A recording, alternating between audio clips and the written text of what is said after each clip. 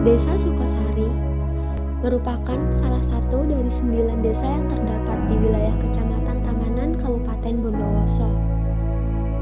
Desa ini terletak 3 km ke arah selatan dari pusat Kecamatan Tamanan.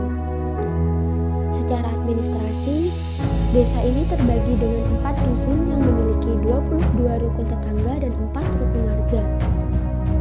Adapun untuk struktur pemerintahan Desa Sukosari saat ini terdiri dari kepala desa, sekretaris desa, 3 kepala urusan, 3 kepala seksi, dan 4 kepala dusun. Desa dengan luas wilayah yang membentang sebesar 476 hektar masih didominasi dengan lahan pertanian dan perkebunan. Oleh karenanya, mayoritas mata pencaharian masyarakat di desa ini masih bergerak dalam sektor pertanian. Terdapat berbagai macam komoditas yang dibudidayakan di desa ini. Akan tetapi, komoditas utama yang masih menjadi unggulan ialah tembakau, jagung, tebu, dan pohon sengon. Selain memiliki potensi pada sektor pertanian, terdapat potensi lain yakni UMKM batik yang dikenal sebagai batik lumbung.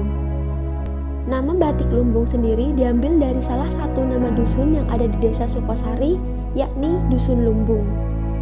Adapun motif batik lumbung ini mengusung ciri khas Bondowoso yaitu singkong dan kopi.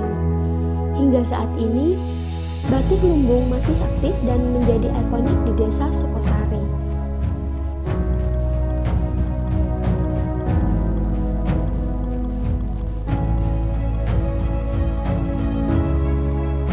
Seperti yang diketahui, dengan melihat kondisi geografis Desa Sukosari, sebagian besar wilayahnya merupakan lahan pertanian.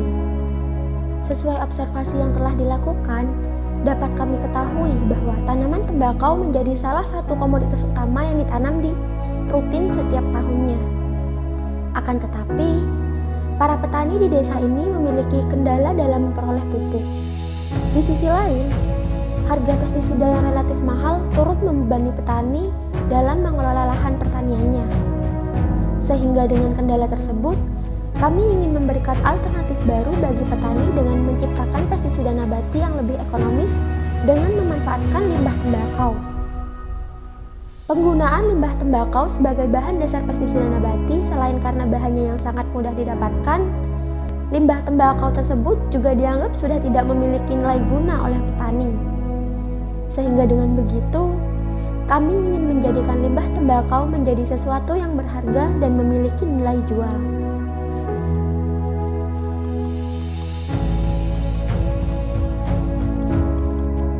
Pada proses uji coba, kami memilih tanaman cabai yang diserang hama putih serta terdapat penyakit daun mengeriting sebagai tanaman uji coba. Setelah dilakukan penyemprotan tanaman, dibutuhkan waktu sekitar 10 hari untuk mengetahui bagaimana keefektifan pestisida nabati terhadap serangan hama dan penyakit daun mengeriting.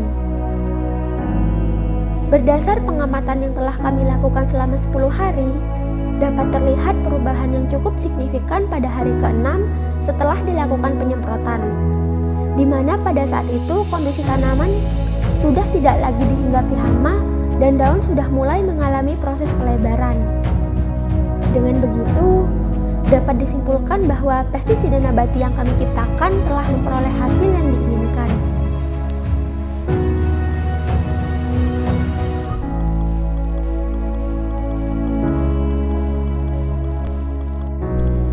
Oleh karena itu, untuk memperkenalkan mengenai pestisida organik atau pestisida nabati yang berhasil kami ciptakan kepada para petani di Desa Sukosari, pada hari Selasa, tanggal 9 Agustus 2022, kami selaku kelompok KKN 329 mengadakan kegiatan sosialisasi dan pelatihan pembuatan pestisida nabati dari tembakau, di mana pada kegiatan itu dihadiri oleh PPL dan Sekretaris LP2M Universitas Jember. Kegiatan ini kami lakukan dengan tujuan untuk memberikan keterampilan bagi petani, khususnya petani di Desa Sukosari terkait pembuatan pestisida nabati yang ekonomis serta ramah lingkungan untuk meningkatkan produktivitas pertanian di desa ini. Sosialisasi ini kami lakukan dengan harapan agar petani mampu mengembangkan usaha pertanian yang lebih menguntungkan serta ramah lingkungan dengan pemanfaatan bahan baku yang memang sudah tersedia. Selain itu, kami juga melakukan praktik pembuatan pestisida nabati bersama para petani agar petani bisa mengetahui apa saja alat dan bahan yang diperlukan serta bagaimana proses pembuatan pestisida nabati.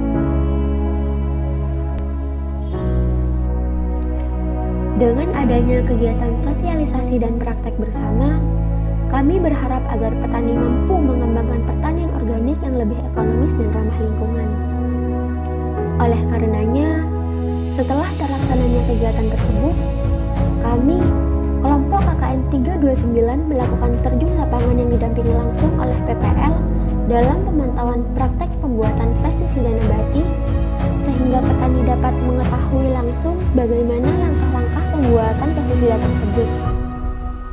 Setelah pembuatan pestisida nabati selesai, pada keesokan harinya, kami melanjutkan kegiatan pengaplikasian pestisida nabati yang dilakukan langsung oleh Ketua Kelompok Tani pada tanaman cabai miliknya. Aplikasian pestisida nabati oleh kelompok tani, kami mendapat testimoni secara langsung dari salah satu ketua kelompok tani yang telah menggunakan pestisida yang kami berikan sebelumnya. Beliau menyampaikan bahwa pestisida nabati yang kami produksi sangat ampuh untuk membasmi ulat dan hama pada tanaman miliknya. Kan biasanya bersih-bersih subuh. Tengok itu. Kalau cabai jika ada rumputnya tidak apa-apa. Ini mapan ini. Terima kasih. Langsung saja Mas ya, teman-teman. Jadi pestisida nabati itu kelebihannya yang pertama ya bisa mengendalikan, kalau ini kan insektisida, bisa mengendalikan hama. Itu sudah pasti. Jadi misalnya ini buat besok nyemprot ulatnya yang mati kena ini. Samalah intinya kayak insektisida kimia. Yang kedua, yang paling penting, ini aman terhadap lingkungan. Jadi untuk manusia aman, untuk lingkungan ekosistem di sawah juga aman. Sedangkan kalau yang kimia itu kan ke kesehatan manusia juga bahaya karena ada residu, ada macam-macam lah. Nah kalau ini walaupun banyak yang diaplikasikan ke sawah itu lebih aman dari insektisida kimia sintetik. Nah, tempoh hari kita tertarik karena sebenarnya tidak hanya untuk pemanfaatan alam saja, tetapi untuk usaha lainnya juga bisa. Untuk tambahan usaha juga bisa. Kita sudah lihat analisa wisatanya kemarin dengan biaya yang cukup murah, terjangkau, ini bisa menghasilkan pendapatan yang bisa sedikit memberikan tambahan penghasilan lah, khususnya untuk para petani. Jadi saya sangat mendukung dan berterima kasih banyak kepada teman-teman semuanya. Mudah-mudahan apa yang teman-teman lakukan kali ini bisa dilakukan juga oleh petani-petani yang lain. Dan terutama bagi kami selaku petugas pertanian, ini merupakan tambahan pengetahuan juga bagi kami, dan mudah-mudahan nanti bisa kita sampaikan kepada petani-petani yang lain.